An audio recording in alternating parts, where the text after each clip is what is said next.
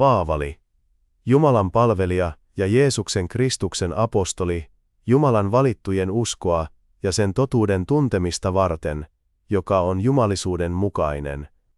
Apostolisen iankaikkisen elämän toivon perusteella, jonka Jumala, joka ei valhettele, on luvannut ennen ikuisia aikoja.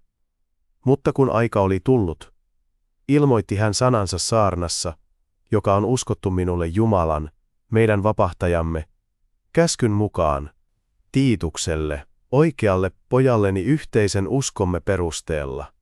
Armo ja rauha Isältä Jumalalta ja meidän vapahtajaltamme Kristukselta Jeesukselta.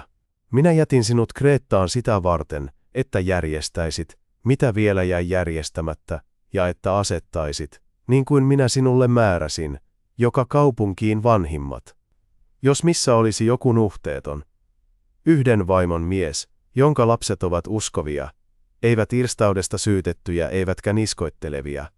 Sillä seurakunnan kaitsijan on, niin kuin Jumalan huoneenhaltijan tulee, oltava nuhteeton, ei itse rakas, ei pikavihainen, ei juomari, ei tappelija, ei häpeällisen voiton pyytäjä, vaan vieraan varainen, hyvää rakastava, maltillinen, oikeamielinen, pyhä, itsensä hillitseväinen.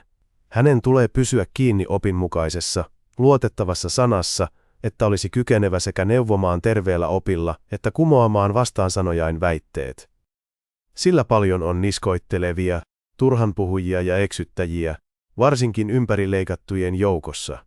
Semmoisilta on suu tukittava, sillä he kääntävät ylösalaisin kokonaisia huonekuntia opettamalla sopimattomia häpeällisen voiton vuoksi.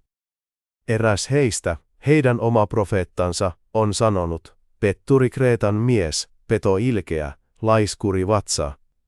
Tämä todistus on tosi. Sen tähden nuhtele heitä ankarasti, että tulisivat uskossa terveiksi. Eivätkä kiinnittäisi huomiotansa juutalaisiin taruihin, eikä totuudesta pois kääntyvien ihmisten käskyihin. Kaikki on puhdasta puhtaille, mutta saastaisille ja uskottomille ei mikään ole puhdasta, vaan heidän sekä mielensä että omatuntonsa on saastainen. He väittävät tuntevansa Jumalan, mutta teoillaan he hänet kieltävät, sillä he ovat inhottavia ja tottelemattomia ja kaikkiin hyviin tekoihin kelvottomia. Mutta sinä puhu sitä, mikä terveeseen oppiin soveltuu. Vanhat miehet olkoot raittiit, arvokkaat, siveät ja uskossa, rakkaudessa ja kärsivällisyydessä terveet. Niin myös vanhat naiset olkoot käytöksessään niin kuin pyhien sopii, ei panettelijoita, ei paljon viinin orjia, vaan hyvään neuvojia, voidakseen ohjata nuoria vaimoja rakastamaan miehiänsä ja lapsiansa, olemaan siveitä, puhtaita, kotinsa hoitajia, hyviä, miehilleen alamaisia, ettei Jumalan sana pilkatuksi tulisi. Nuorempia miehiä samoin kehoita käyttäytymään siveästi. Aseta itsesi kaikessa hyvien tekojen esikuvaksi.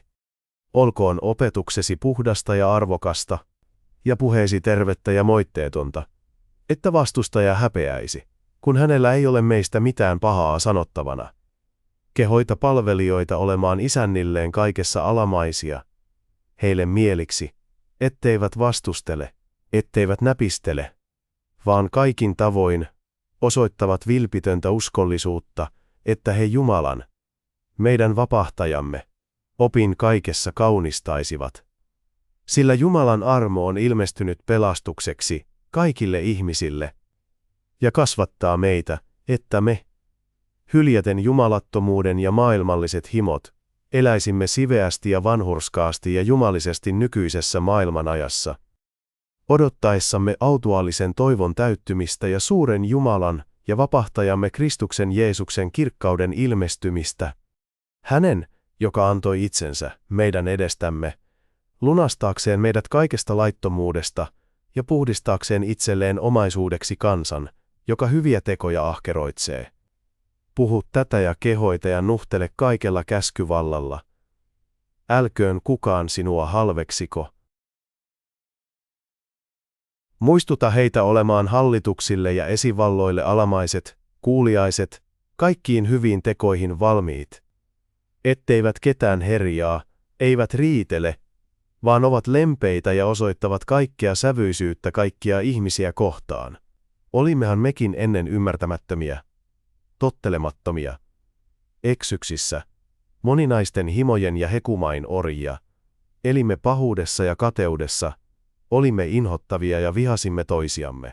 Mutta kun Jumalan, meidän vapahtajamme, hyvyys ja ihmisrakkaus ilmestyi, pelasti hän meidät, ei vanhurskaudessa tekemiemme tekojen ansiosta, vaan laupeutensa mukaan uudesti syntymisen peson ja Pyhän Hengen uudistuksen kautta, jonka hengen hän runsaasti vuodatti meihin meidän vapahtajamme Jeesuksen Kristuksen kautta, että me vanhurskautettuina hänen armonsa kautta tulisimme iankaikkisen elämän perillisiksi toivon mukaan.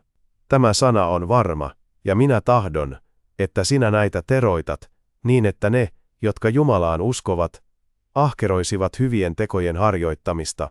Nämä ovat hyviä ja hyödyllisiä ihmisille. Mutta vältä mielettömiä riitakysymyksiä ja sukuluetteloita ja kinastelua ja kiistoja laista, sillä ne ovat hyödyttömiä ja turhia. Harhaoppista ihmistä karta, varoitettuasi häntä kerran tai kahdesti, sillä sinä tiedät, että semmoinen ihminen on joutunut harhaan, ja tekee syntiä, ja hän on itse itsensä tuominnut. Kun lähetän luoksesi Artemaan tai Tykikuksen, niin tule viipymättä minun tyköni Nikopoliin, sillä siellä olen päättänyt viettää talven. Varusta huolellisesti matkalle Zeenas, lainoppinut, ja Apollos, ettei heiltä mitään puuttuisi. Oppikoot meikäläisetkin, tarpeen vaatiessa, harjoittamaan hyviä tekoja, etteivät jäisi hedelmättömiksi. Tervehdyksen lähettävät sinulle kaikki, jotka ovat minun kanssani. Sano tervehdys niille, jotka pitävät meitä rakkaina uskossa. Armo olkoon kaikkien teidän kanssanne.